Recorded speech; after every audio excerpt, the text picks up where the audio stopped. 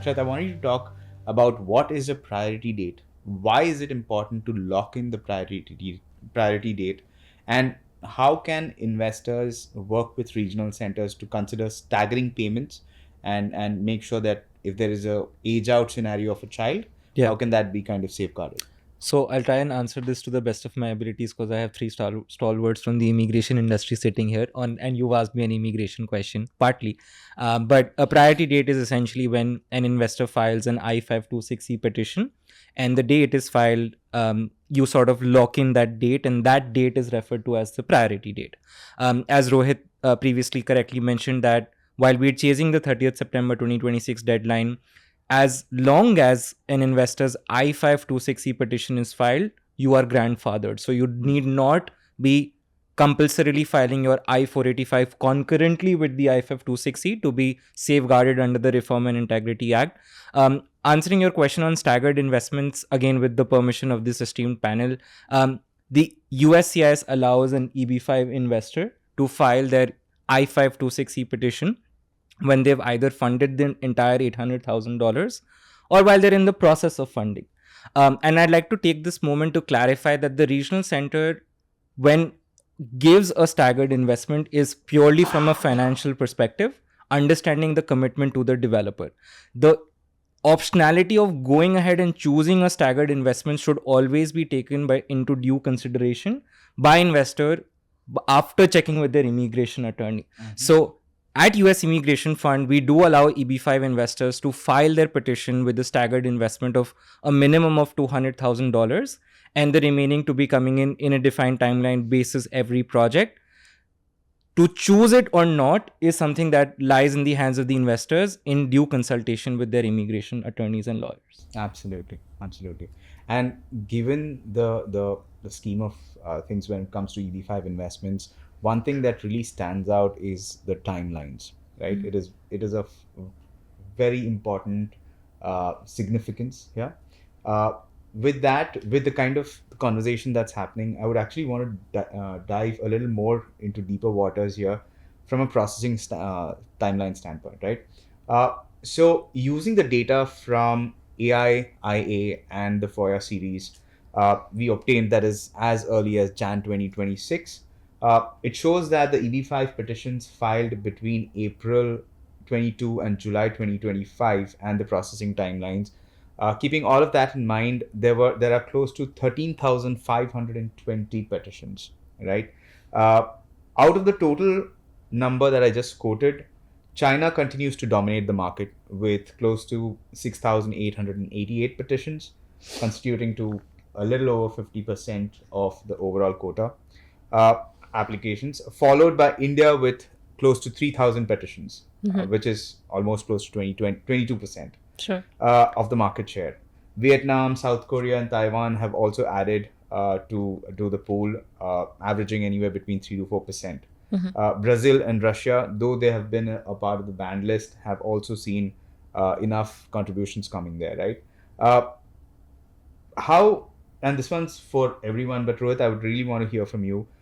These have pretty much been the trends when it comes to market share, right? Historically, what are your thoughts on this, and if you can throw some light on that? Mine may be a more limited perspective than Ignacio, simply because more than 90% of my clients are ones who are born in India. Okay. And I think that to see a 3,000 share of Indians versus 6,000 Chinese is not necessarily reflective of the fact that China is dominating. Because I think that if I look at the more recent numbers, it's possible that India may be outpacing China, also because China has got greater currency restrictions right now. Right.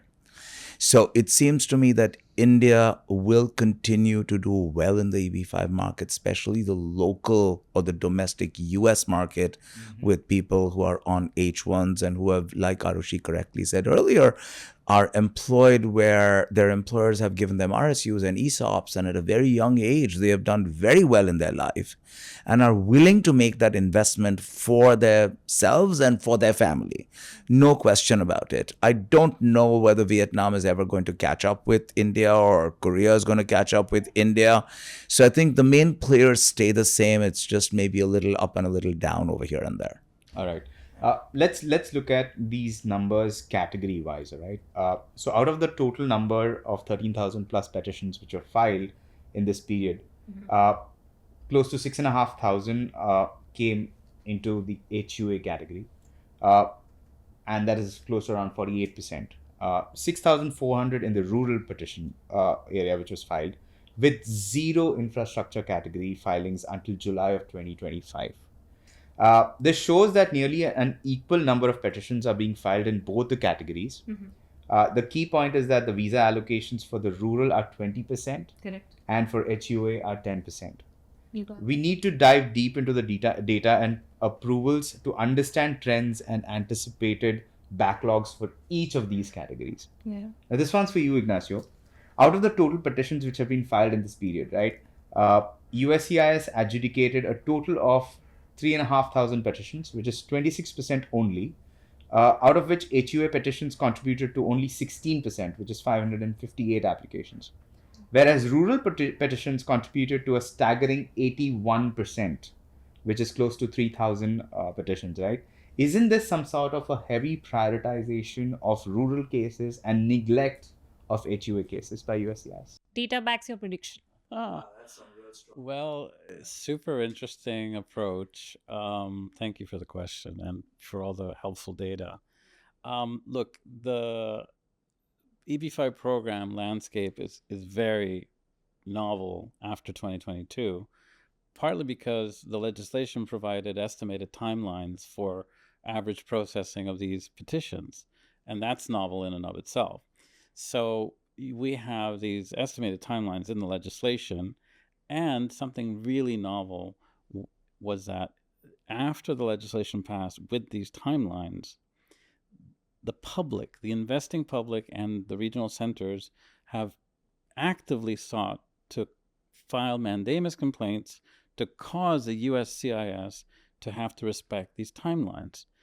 And as everybody has probably known already, rural investment projects get the benefit of quote unquote priority processing as stated in the legislation, never clarified through regulation. So those two factors together suddenly changed the skew of the landscape and favored heavily writ of mandamus complaints in relation to rural projects. And the USCIS has, tried its best to adjudicate rural projects more quickly than everything else, perhaps based on the data to the detriment of high unemployment projects. And obviously, with very few infrastructure projects in the landscape, those have, not really been part of the conversation because there's so few applicants in those categories. So I think that's the reason why you're seeing this. Now, what does that tell us about the future potential visa waiting list? Well, I hate to say it, but it's a repeat of the program before 2022. The China backlog is a real thing, whereas India and the rest of the world, not so much. Yeah. Not so much. That means that there'll likely be a relatively short, if any, visa waiting list for India EB-5. But based on those numbers, if they all get approved, there's most certainly going to be a post-RIA India backlog in the reserve categories. And unlike India and the rest of the world, there is no transfer over from the reserve categories into the unreserved pool. They cannot do that because the China EB-5 backlog from before 2022 is so significant. It dates back to 2016. Yeah, if I can just add a little bit over there, and Ignacio has explained it extremely well. Clearly, because of priority processing, rural projects are getting approved faster. I've been seeing my rural project investments coming in less than 6 months so far. I think I got a couple of them in 2 months, which was absolutely fantastic. But now, again, important to remember, tying back into what Arushi and Ignacio and I have said, that's not giving you the green card.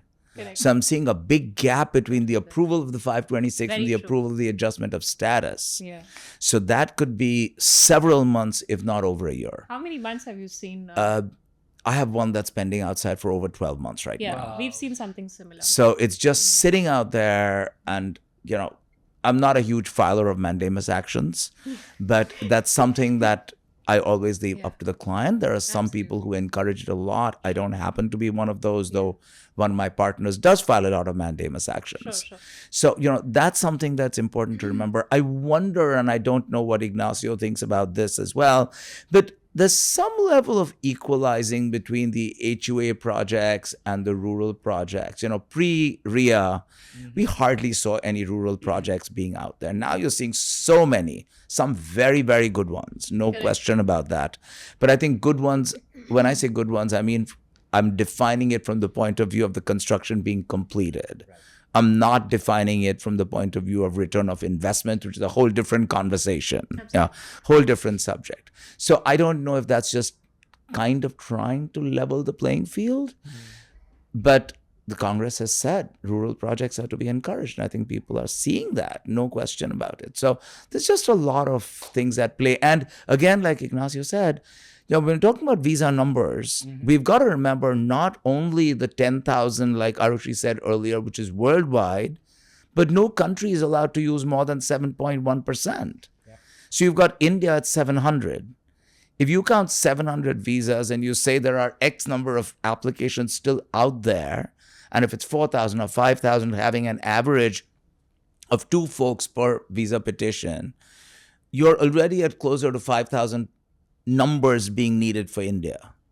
So there's so much out there that one can keep talking about in terms of when the backlog, if there's a backlog. But I like Ignacio's definition of, we don't know what's going to happen past September 30th, which means there's going to be a finite number which you will be able to identify as of October 1, at least in terms of the number of petitions out there, applications, people get married, people pop it. You have different things that may affect the number of visas actually issued. But there might be a better way of defining or anticipating a backlog.